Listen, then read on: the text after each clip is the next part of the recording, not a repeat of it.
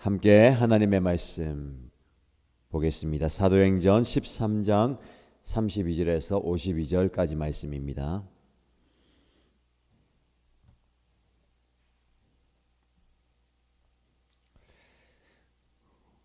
오늘 우리가 함께 묵상할 말씀은 사도행전 13장 32절에서 52절까지 말씀입니다. 함께 읽겠습니다. 우리는 하나님께서 조상들에게 하신 그 약속을 여러분에게 기쁜 소식으로 전합니다. 하나님께서 예수를 일으켜 하셔서 조상들의 후손인 우리에게 그 약속을 이루어 주셨습니다. 시편 둘째 편에 기록한 바 너는 내 아들이다. 오늘 내가 너를 낳았다 한 것과 같습니다. 하나님께서 그를 죽은 사람들 가운데서 살리시고 다시는 썩지 않게 하셨는데 이렇게 미리 말씀하셨습니다. 다윗에게 약속한 거룩하고 확실한 복을 내가 너희에게 주겠다. 그러므로 다른 시편에서는 또 이렇게 말씀하셨습니다. 주님께서는 주님의 거룩한 분이 썩지 않게 하실 것이다. 다윗은 사는 동안 하나님의 뜻을 받들어 섬기고 잠들어서 조상들 곁에 묻혀 썩고 말았습니다. 그러나 하나님께서 살리신 분은 썩지 않으셨습니다. 그러므로 동포 여러분, 바로 이 예수로 말미암아 여러분에게 죄 용서가 선포된다는 것을 알아야 합니다. 여러분이 모세의 율법으로는 의롭게 될 수 없던 그 모든 일에서 풀려납니다. 믿는 사람은 누구나 다 예수 안에서 의롭게 됩니다. 그러므로 예언서 안에서 말한 일이 여러분에게 일어나지 않도록 조심하십시오. 이렇게 말하였습니다. 보아라, 너희는 비웃는 자들아, 놀라고 망하여라. 내가 너희 시대에 한 가지 일을 할 터인데 그 일을 누가 너희에게 말하여 줄지라도 너희는 도무지 믿지 않을 것이다. 그들이 회당에서 나올 때에 사람들은 다음 안식일에도 이러한 말씀을 해달라고 청하였다. 회중이 흩어진 뒤에도 유대 사람들과 경건한 개종자들이 바울과 바나바를 많이 따랐다. 바울과 바나바는 그들에게 말을 걸면서 늘 하나님의 은혜에 머물러 있으라고 권하였다. 그 다음 안식일에는 온 동네 사람이 거의 다 하나님의 말씀을 들으려고 모여들었다. 유대 사람들이 그 무리를 보고 시기심으로 가득 차서 바울과 바나바가 한 말을 반박하고 비방하였다. 그러나 바울과 바나바는 담대하게 말하였다. 우리는 하나님의 말씀을 당신들에게 먼저 전해야 하였습니다. 그러나 지금 당신들이 그것을 배척하고 영원한 생명을 얻기에 합당하지 못한 사람으로 스스로 판정하므로 우리는 이제 이방 사람들에게로 갑니다. 주님께서 우리에게 명하시기를 내가 너를 뭇 민족의 빛으로 삼았으니 그것은 내가 땅 끝까지 구원을 이루게 하려는 것이다 하셨습니다. 이방 사람들은 이 말을 듣고 기뻐하며 주님의 말씀을 찬양하였고 영원한 생명을 얻도록 정하신 사람은 모두 믿게 되었다. 이렇게 해서 주님의 말씀이 그 온 지방에 퍼져나갔다. 그러나 유대 사람들은 경건한 기부인들과 그 성의 지도층 인사들을 선동해서 바울과 바나바를 박해하게 하였고 그들을 그 지방에서 내쫓았다. 그래서 바울과 바나바는 그들에게 발의 먼지를 떨어버리고 이고니온으로 갔다. 제자들은 기쁨과 성령으로 가득 차 있었다. 아멘. 오늘도 하나님의 말씀으로 하루를 시작합니다. 말씀의 은혜와 말씀의 능력이 저와 여러분의 삶 가운데 가득 차고 넘치기를 주님의 이름으로 축복합니다. 바울의 설교가 이어지죠. 이 설교의 핵심은 무엇입니까? 예수 그리스도입니다. 오늘은 특별히 예수 그리스도의 부활을 하나님의 약속과 연결해서 증거합니다. 조상들에게 주신 그 약속이 예수 그리스도의 부활로 성취되었다라고 말씀합니다. 그리고 그 예수는 하나님의 아들이심을 온 천하에 증거합니다. 다윗이 하나님의 약속을 받고 은혜와 복을 경험했죠. 그러나 그 다윗은 위대한 유대의 왕이지만 죽어서 썩게 되는 인간의 운명을 거스를 수 없었습니다. 그러나 그 하나님의 뜻을 받들고 하나님의 마음에 합한 다윗도 죽어서 조상들 곁에 묻히고 썩어 없어졌습니다. 그러나 예수님은 썩어 없어질 인생이 아니고 부활하셨어. 그 부활의 모습을 우리에게 보이셨고 영생을 우리에게 주신다라고 말씀합니다. 이것이 복음입니다. 이 복음을 선포할 때에 능력과 이적과 기적이 나타납니다. 우리도 이 복음을 붙들고 오늘 이 기쁜 소식, 생명의 소식에 사로잡혀 살아야 되겠습니다. 이 복음을 전할 때에 그 회당에서 복음을 들은 많은 사람들이 다 은혜를 받습니다. 그래서 다음 안식일에도 말씀을 전해 주십시오 라고 바울과 바나바에게 요청합니다. 그 은혜의 말씀을 듣고 바울을 따르는 많은 사람들이 생겨납니다. 바울과 바나바를 많이 따랐다라고 말씀하죠. 말씀의 은혜와 말씀의 능력을 사모하는 무리들이 생겨나는 겁니다. 그 다음 안식일에도 복음을 전해 주십시오. 말씀에 대한 열정, 말씀에 대한 갈망이 있습니다. 우리에게 이런 말씀을 향한 갈급함이 있기를 소원합니다. 44절 말씀에 보면 그 다음 안식일에는 온 동네 사람이 거의 다 하나님의 말씀을 들으려고 모여들었다. 지난 안식일에 현장에 오지 못한 사람들에게도 소식이 전해지고 그래서 온 동네 사람들이 거의 다 하나님의 말씀을 들으려고 모여들었다라고 말씀합니다. 이 은혜가 이 갈급함과 열정이 우리 일신교회에게도 있기를 축복합니다. 여러분에게도 이런 말씀에 대한 사모함과 말씀에 대한 갈급함이 있습니까?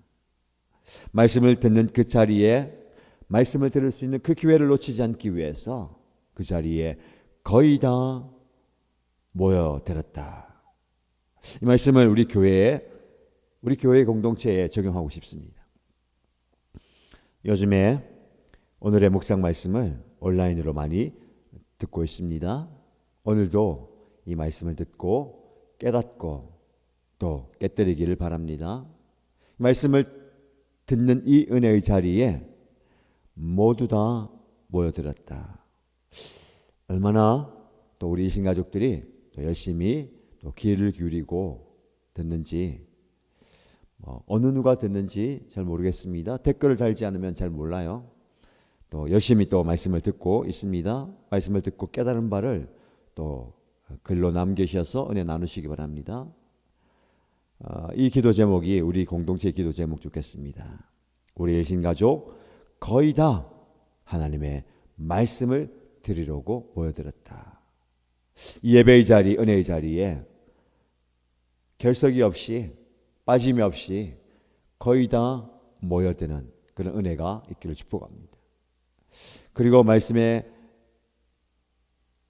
자리에 나오는 거 귀하죠. 그리고 온라인으로 접속한다는 것 참으로 좋은 기회가 되는 겁니다. 바빠서 일이 있어서 여러 가지 이유로 현장에 나오지 못하신다면 온라인으로 여러분의 삶의 자리에서 말씀을 듣는 것 참 좋은 기회입니다. 그 기회를 놓치지 말고 모두가 다 하나님의 말씀의 은혜를 사모하고 경험하길 바랍니다. 이런 많은 사람들이 따르면 바울과 바나바는 인간적인 생각이 들 수도 있어요. 말씀의 은혜와 능력이 있는데 추종하는 사람들 있잖아요. 예수님도 많은 무리들에게 휩싸여서 사역을 하셨고 베드로도 그가 말씀을 전포하고 기적을 행하니까 무리들이 그를 애워싸고 따랐습니다. 바울과 바나바도 마찬가지입니다. 많은 사람들이 그들을 따랐죠. 그런데 여기에 위험성이 있고 함정이 있습니다. 인간은 자기를 추종하고 따르는 사람들 앞에 교만하기 쉽습니다. 그래서 많은 영적 지도자들이 넘어지게 되는 겁니다. 이 모든 것이 자기가 한 것인 마냥, 그 능력이 나에게 있는 것인 마냥 더 많은 추종자들을 요구하고 저 많은 추종자들을 기대하고 그들 앞에 서는 겁니다. 조심해야 됩니다. 그래서 바울과 바나바는 그를 따르는 사람들에게 늘 하나님의 은혜에 머물러 있으라고 권합니다. 43절 말씀 눈여겨보시고 오늘 중심 구절로 생각하시고 이 말씀을 좀 깊이 묵상하시기 바랍니다. 여러분에게 권면합니다. 늘 하나님의 은혜에 머물러 있으시기 바랍니다. 제가 이 말씀 붙들고 계속 깊이 묵상합니다. 하나님의 은혜에 머물러 있는 것이 어떤 삶인가? 여러 가지 적용할 수 있을 것인데 여러분이 한번 적용해 보시고 여러분이 한번 깊이 생각해 보시기 바랍니다. 늘 하나님의 은혜에 머물러 있으라고 하시는데 어떤 삶이 늘 하나님의 은혜에 머물러 있는 삶인가? 여러 가지 적용할 수 있을 텐데 그 적용한 바를 좀 붙들고 그렇게 사시기 바랍니다. 늘 하나님께 기도하는 고넬료의 모습을 묵상할 때는 하나님의 은혜에 머물러 있는 것은 늘 기도하는 것이구나. 그렇다면 기도를 통해서 받는 은혜의 자리에 늘 머물러 있으시기 바랍니다. 말씀의 은혜가 있는 분들은 말씀의 은혜가 떠나가지 않도록 그 말씀의 은혜 가운데 머물러 있으시기 바랍니다. 말씀과 기도뿐만 아니라 찬양과 영적 섬김과 또 사랑을 나누는 그 자리가 바로 늘 은혜의 자리인 겁니다. 그래서 항상 내가 하나님의 은혜에 머물러 있는가를 점검하시기 바랍니다. 이 은혜가 떠나가지 않도록 이 은혜를 놓치지 않도록 은혜 안에 그리고 은혜가 내 안에 있는 겁니다. 계속해서 이 은혜를 구하시고 오늘 하루가 하나님의 은혜가 풍성한 복된 날 되시길 축복합니다. 말씀을 듣잖아요.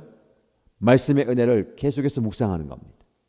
깨달은 바 그 말씀을 붙들고 오늘 하루를 계속 묵상하는 것이 은혜에 머물러 있는 삶일 겁니다. 정한 시간에 정한 장소에서 기도할 수 있지만 여러분의 삶의 자리에서 늘 하나님과 대화하면서 기도하는 것, 이것이 늘 하나님의 은혜 안에 머물러 있는 삶이 될 겁니다. 그렇지 않으면 우리는 교만합니다. 늘 하나님의 은혜 안에 있지 않으면 넘어집니다. 시험 들게 되고 유혹에 내 마음을 빼앗기게 됩니다. 저와 여러분 모두에게 축복하고 권면합니다. 여러분 늘 하나님의 은혜 안에 머물러 있으시기 바랍니다. 이런 은혜가 가득한 그 자리에도 성령의 역사와 함께 악령의 역사가 나타납니다. 말씀의 은혜가 가득하고 모든 사람들이 다 하나님의 말씀을 들으려고 모여들고 은혜가 풍성한 것을 유대 지도자들이 보니까 그 마음에 시기심이 가득합니다. 왜 바울과 바나바는 저렇게 인기가 있고 사람들의 칭송을 받는가? 그래서 그들의 말을 반박하고 비방합니다. 영적 공격이 있는 것이죠. 여러분 그래서 우리가 은혜가 충만한 그 자리에 긴장해야 됩니다. 긴장의 끈을 놓치면 안 됩니다. 왜? 비방하고 반박하고 시기하고 공격하는 것들이 있기 때문에 그래요. 그래서 바울과 바나바는 오히려 그 공격 앞에 담대하게 선포합니다. 우리는 하나님의 말씀을 당신들에게 먼저 전해야 하였습니다. 영원한 생명을 여러분에게 증거해야만 합니다. 복음을 전하지 않으면 안 된다는 겁니다. 말씀을 전하지 않으면 안 된다는 겁니다. 말씀을 전하는 자가 이런 담대함이 있어야 되겠습니다. 말씀을 선포하고 기도하면서 역사가 일어나고 은혜가 풍성할 때에 함께 우리가 갖추어야 할 중요한 덕목이 담대함입니다. 담대하게 은혜의 자리에 서시고 담대하게 말씀을 선포하십시다. 말씀의 역사가 더 강력하게 나타날 겁니다. 그러나 반대로 말씀의 역사가 강력하게 나타나는 그 자리에 악한 영의 역사가 더 강력하게 나타나는 겁니다. 자기 힘으로 안 되니까 말씀이 온 지방에 퍼져나가고 말씀이 전해지니까 이제는 그 성 안에 지도층 인사들을 선동해서 바울과 바나바를 박해하고 그들을 그 지역에서 쫓아버립니다. 이게 성령과 악령의 영적 싸움이고 복음이 또 강력하게 증거되는 상황이에요. 그래서 바울과 바나바는 쫓겨나게 됩니다. 낙심하지 않습니다. 오히려 오늘 마지막 절 말씀 보면 제자들은 기쁨과 성령으로 가득 차 있었다. 오히려 기뻐하는 겁니다. 성령으로 가득 차 있었다. 여러분, 이 성령의 역사를 잘 묵상하시기 바랍니다. 말씀이 선포된 자리에 성령으로 충만함이 일어나고 안수하고 기도할 때에 성령이 역사하고 지금 어떤 겁니까? 어쩔 수 없이 쫓겨나는, 그래서 복음을 다른 곳에서 전하는 그 현장에도 성령이 가득하다. 성령이 충만하다는 겁니다. 늘 하나님의 은혜에 머물러 있는 것은 이런 삶입니다. 성령이 충만할 때 하나님의 은혜가 가득합니다. 박해와 고난과 어려움과 쫓겨남이 있어도 성령이 충만하고 기쁨 가운데 거하는 이 모습입니다. 저와 여러분에게도 이런 은혜가 있기를 주님의 이름으로 축복합니다. 기쁨과 성령 충만한 하루가 되시고 여러분의 삶이 되기를 주님의 이름으로 간절히 축복합니다.